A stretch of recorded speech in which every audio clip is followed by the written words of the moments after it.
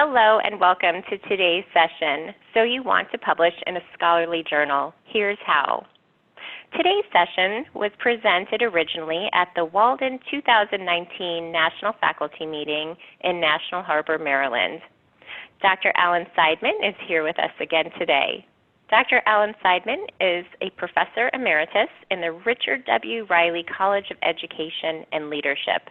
He is also an editor in the Journal of College Student Retention, Research, Theory, and Practice. At this point, I'm going to turn things over to Dr. Seidman. Welcome, Dr. Seidman. It's so great to have you. Thank you very much. I'm glad to be here. A little bit about myself. I've been with Walden since 2004.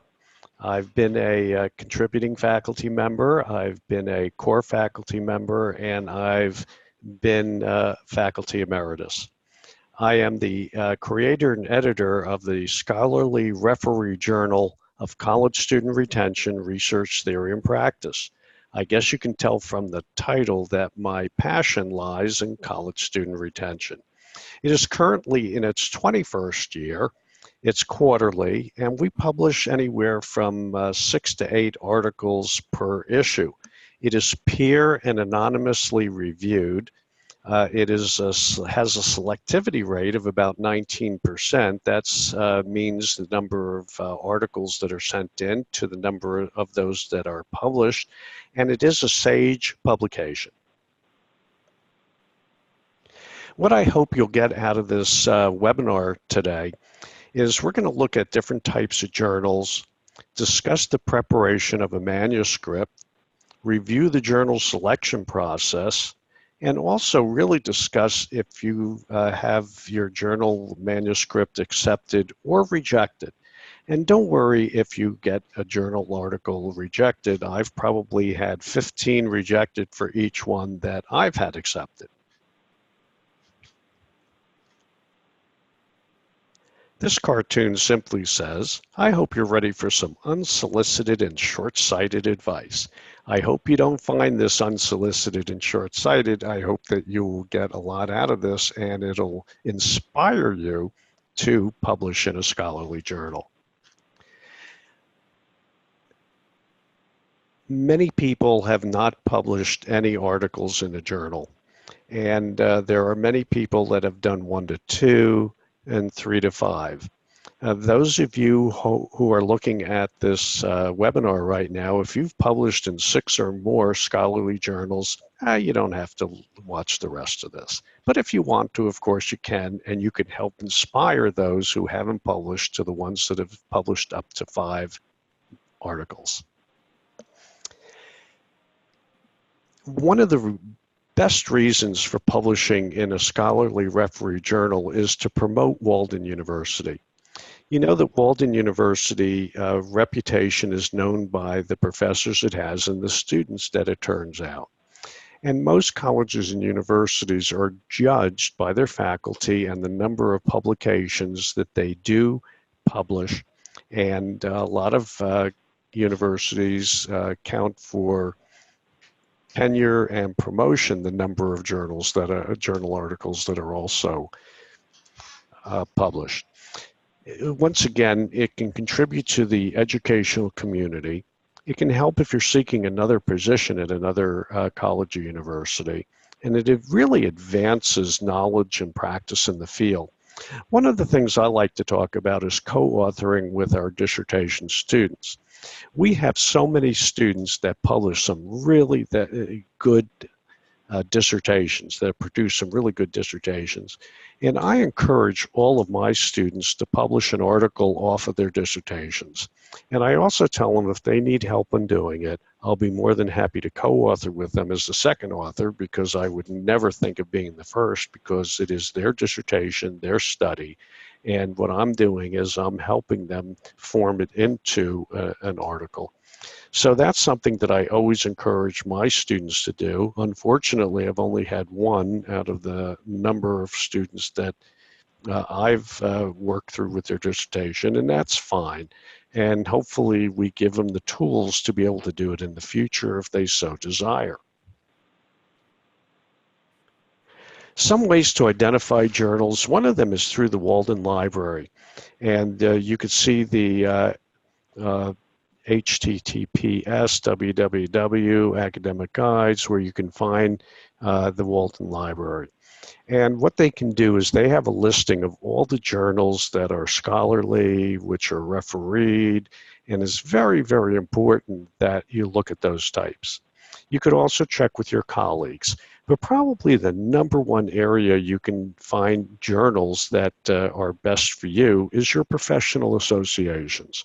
Almost all of us belong to professional associations, and almost all of those professional associations have journals. And most of those journals are highly selective and are scholarly. And of course, you can take a look at your professional association journals and refer it back to the Walden Library to see if it is actually considered a publication that is highly selective and scholarly. Selectivity is an interesting topic. It usually is let's say, judged by the number published versus the number received. The journal is referenced in other journals. In other words, if the Journal of College Student Retention, Research Theory, and Practice articles are referenced in other journals, that's a good thing for the journal. And there's also something called the impact factor. What kind of an impact does it have on, let's say, the educational community for the Journal of College Student Retention, Research Theory, and Practice? We're currently in the second quartile, which is very good, and hopefully we'll be moving it up to the first quartile. And of course, being published in a selective journal demonstrates the quality of your research. Refereed articles are done either anonymously or not anonymously. An anonymous review is without the names of the authors. In other words, most journal review systems are online, and the information about who the author is and where they're from is usually separated from the actual article. So a reviewer is reviewing them without the name of the authors. Not refereed is usually up to the editor or editorial staff. Some journals have large editorial staffs who actually do the reviews. Some of them have 35, 36. In my journal, I have an editorial board that does not review any articles. They're there to answer questions that I might have about a specific article or a special issue that we're going to do or something of that nature. And I have about 190 reviewers. Reviewers review up to 3 articles a year for me. And there's also not refereed a hot topic or a special issue where they invite reviewers. They're invited reviews.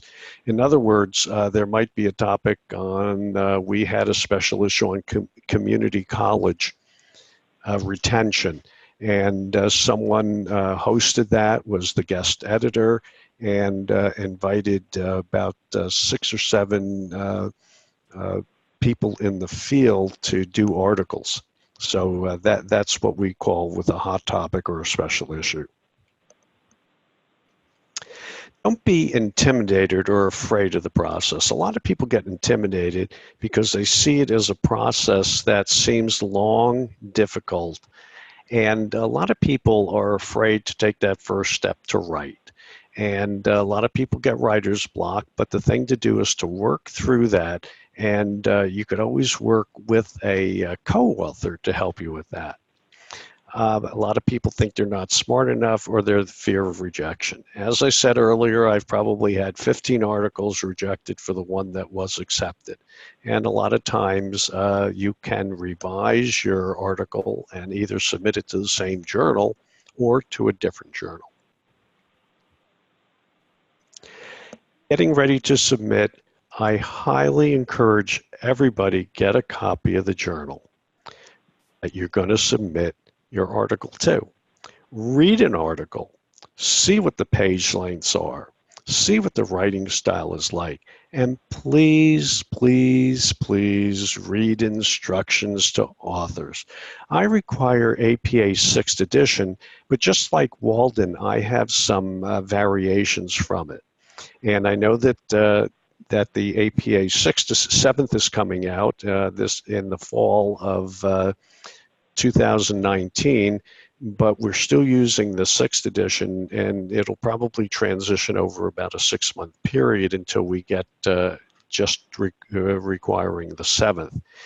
But one of the things that I do that is in variance with what APA has is I require figures and tables to be inserted in text where it belongs.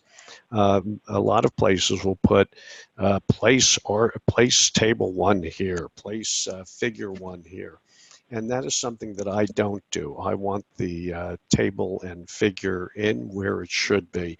And if people do not read the instruction to authors, which a lot of them don't, they have to go back and then do it, and it takes up time for them to do it, and it delays them getting it reviewed for publication.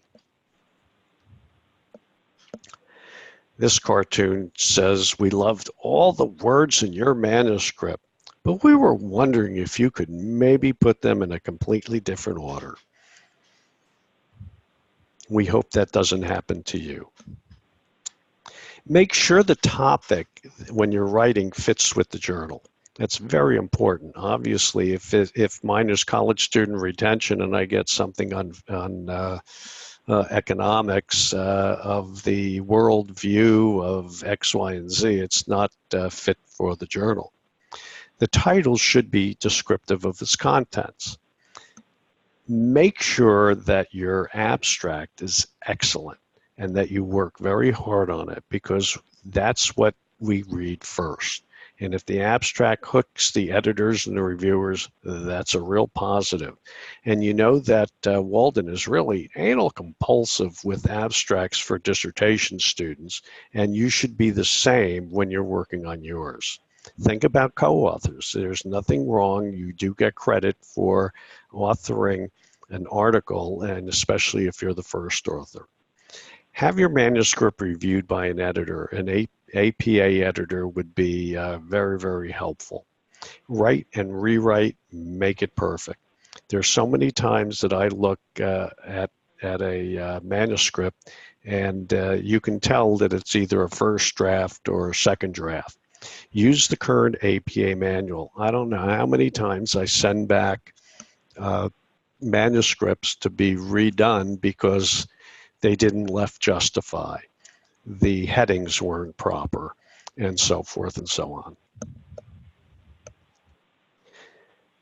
Parts of the manuscript, the cover page usually has the manuscript title, the author or authors, and their contact information. If it's submitted over the web for anonymous review, it's usually removed or submitted separately.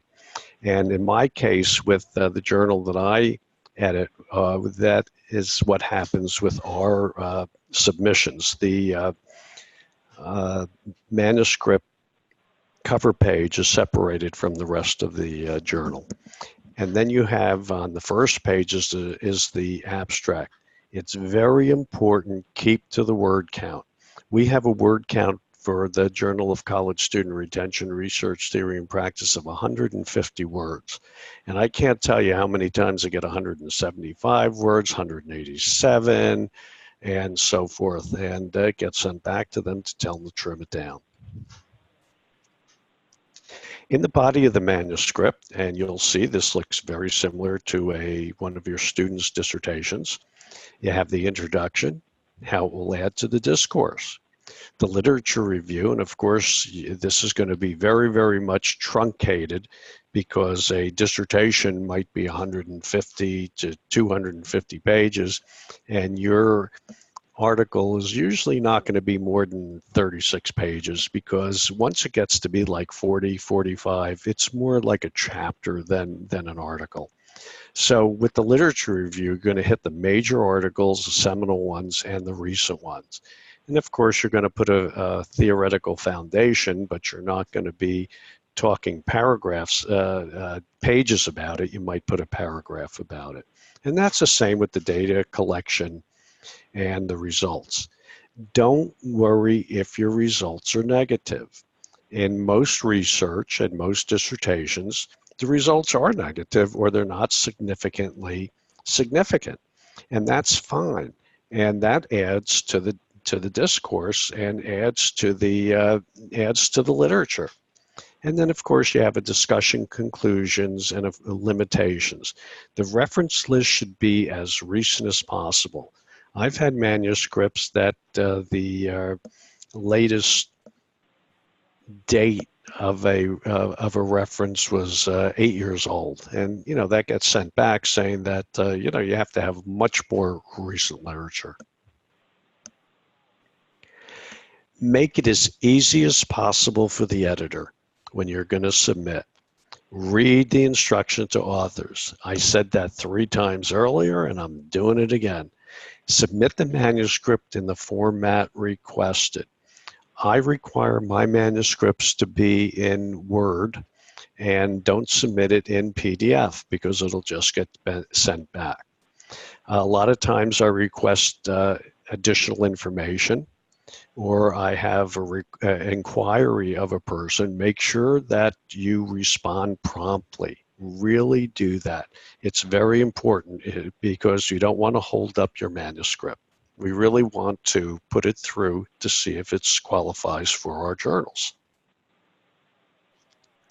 After submission, the editor usually will review, and the number one question, is it appropriate for the journal? And probably the things that are most important to determine that is reading the abstract.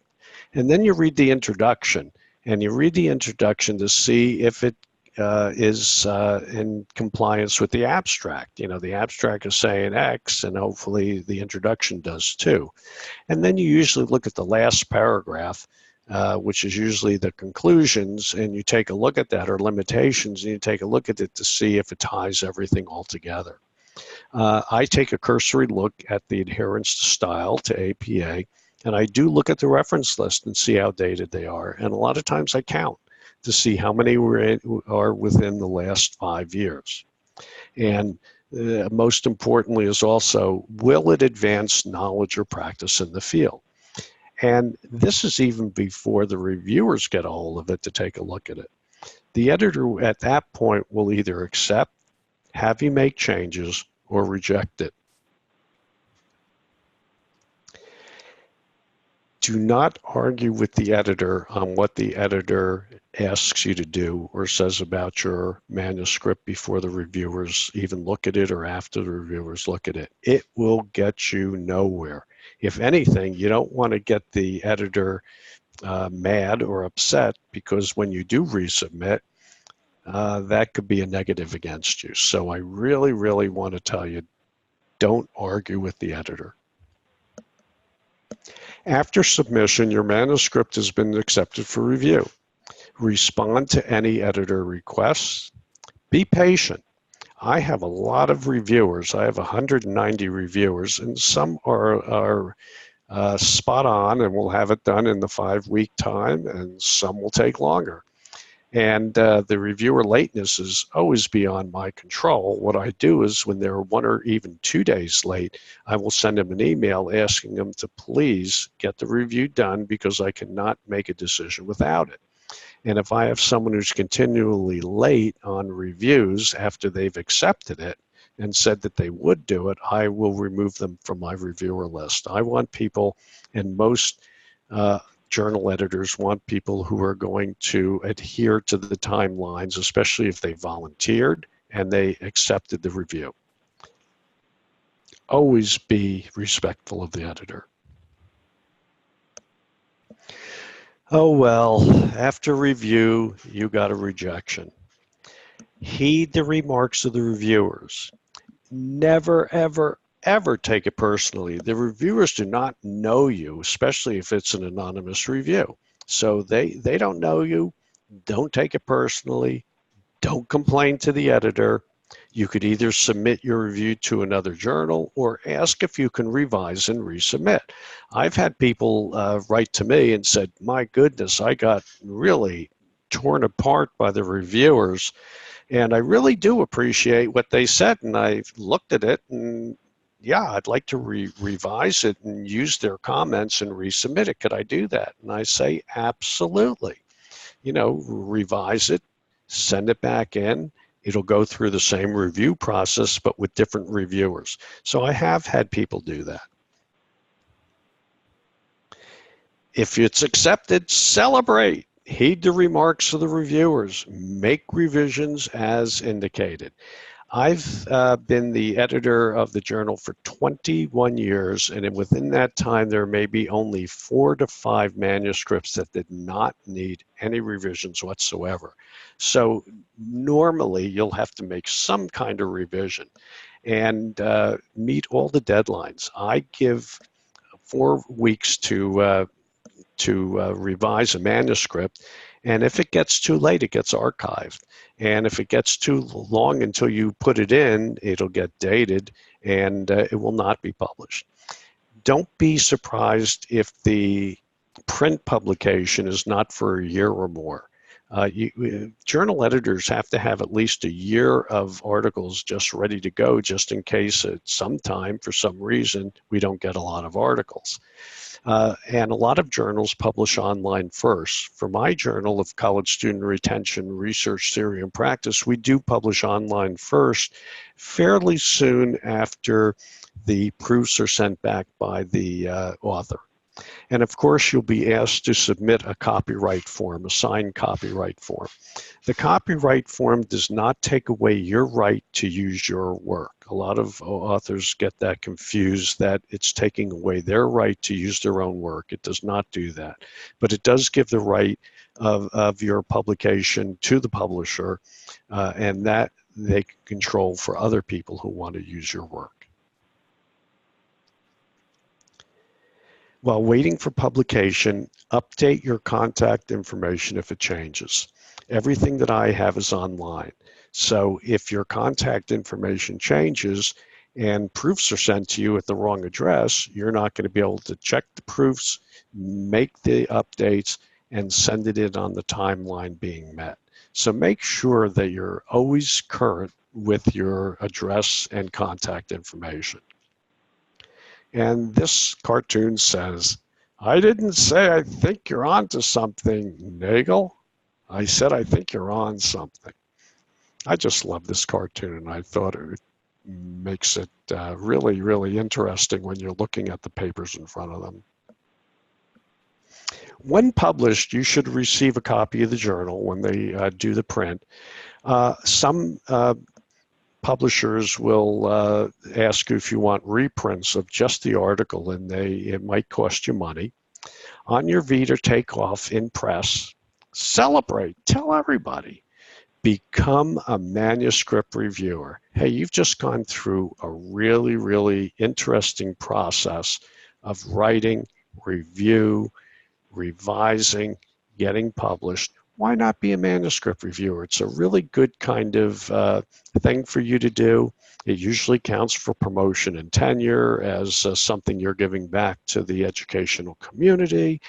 To be a reviewer for my journal, you have to have an earned doctorate, because then I know you've gone through a dissertation process, and you have to have published in at least one scholarly article. And then, of course, think about your next submission. There's a lot of Walden resources that you could use. The Writing Center is probably a very, very important one, where they can assist you with writing. And this is a new function that I'm told that they currently do. And you can check with the library in your particular school or college. Each college